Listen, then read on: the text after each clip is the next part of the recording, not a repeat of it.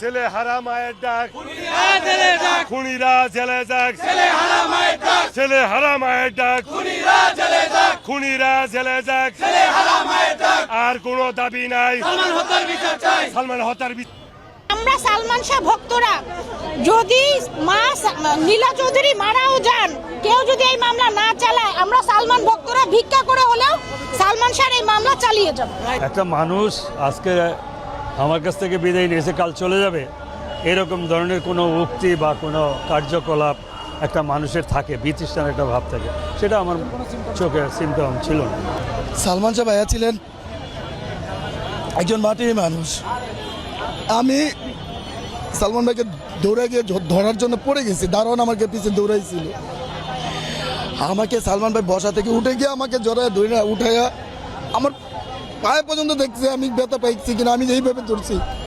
বিচার চাই, বিচার চাই, সালমান হত্যার বিচার চাই, ফাঁসি চাই, ফাঁসি চাই, সালমান ফাঁসি চাই, ফাঁসি চাই, ফাঁসি চাই, সালমান ফাঁসি চাই।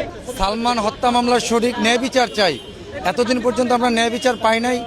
অপবিত্র মামলা নিয়ে 30 বছর চোর পুলিশ খেলেছে। আমরা সঠিকটা চাই, সঠিক তদন্ত চাই, সঠিক বিচার চাই।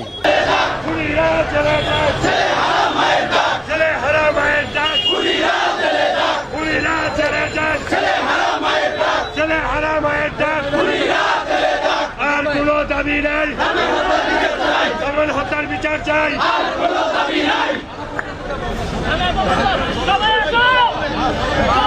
মামলাটা অপমৃত্যু হিসেবে ছিল, এখন এটা মহামান্য আদালত হত্যা মামলা হিসেবে আমলে নেওয়ার জন্য রায় দিয়েছে। এখন আমাদের চাওয়া হচ্ছে প্রকৃত আসামি যারা আছে, সামিরা, ডন, তাদেরকে দ্রুত গ্রেপ্তার করে আইনের আওতায় নিয়ে আসা হোক এবং তাদের জন্য উপযুক্ত শাস্তি হয়, সেই প্রত্যাশায় আজকে আমরা এই মানববন্ধনে উপস্থিত হয়েছি।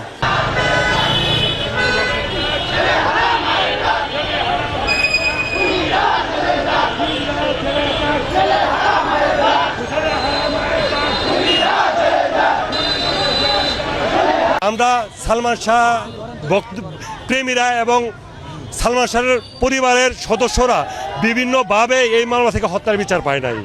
যেহেতু মাফিয়া শেখ হাসিনা সরকার দেশ ত্যাগ করেছে, দেশ থেকে পালিয়ে গেছে, আমরা আশা রাখি এখন সুষ্ঠু নিরপেক্ষ তদন্তের মাধ্যমে আমরা মহানায়ক সালমান শাহের হত্যার বিচার পাবো ইনশাল্লাহ।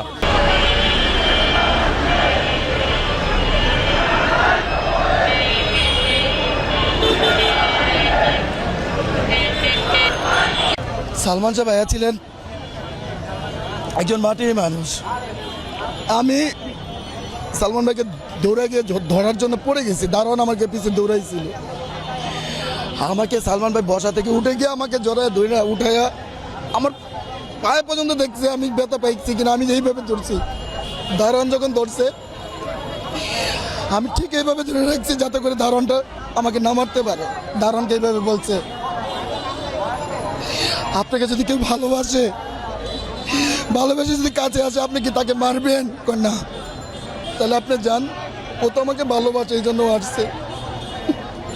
আমরা কি হারাইছি আপনারা জানেন, আমরা কি হারাইছি। আমি খুন করে কি বলবো যে আমি খুনি? এটা কি কেউ বলে? কেউ বলে না। তাহলে তার মায়ের সাথে ঝামেলার জন্য সে আত্মহত্যা করছে, তাহলে লাশ ঠিক আছে আত্মহত্যা করছে, লাশ নামানোর জন্য আশেপাশের লোক ডাকা হয় নাই কেন? ফ্যান ডাকা হয় নাই কেন? একটা প্রতিবেশী কেউ ডাকে নাই, গেটের একটা দারোয়ান কেউ ডাকে নাই, পুলিশকে ফোন করে নাই। সালমান শাহর বাবা সকালে এসে ঘুরে গেছে, তাকে দেখা করতে দেওয়া হয় নাই কেন? আপনারা প্রেসের লোকজন এই যুক্তিগুলো দেখান। আর না হলে আমি ফেসবুক লাইভে যে ভালো করে প্রমাণ সহ ছবি দেখায়া আরেকবার এটা বিশ্লেষণ করে দিব। এবং আমরা সালমান শাহ ভক্তরা যদি নীলা চৌধুরী মারাও যান, কেউ যদি এই মামলা না চালায়, আমরা সালমান ভক্তরা ভিক্ষা করে হলেও সালমান শাহর এই মামলা চালিয়ে যাব। ক্ষমতা ছিল, তারা বিভিন্নভাবে তালবাহানা করে সুষ্ঠু বিচার করেননি। আমরা আশা রাখছি এখন যেহেতু মামলা দায়ের হয়েছে, অবশ্যই আমরা হত্যা মামলার দায়ের হয়েছে, আমরা অবশ্যই সুষ্ঠু বিচার পাবো এবং যতক্ষণ বিচার না পাবো আমরা রাজপথে আছি। এরপরে আমরা আরো বড় কর্মসূচি ডাক দিব ইনশাআল্লাহ।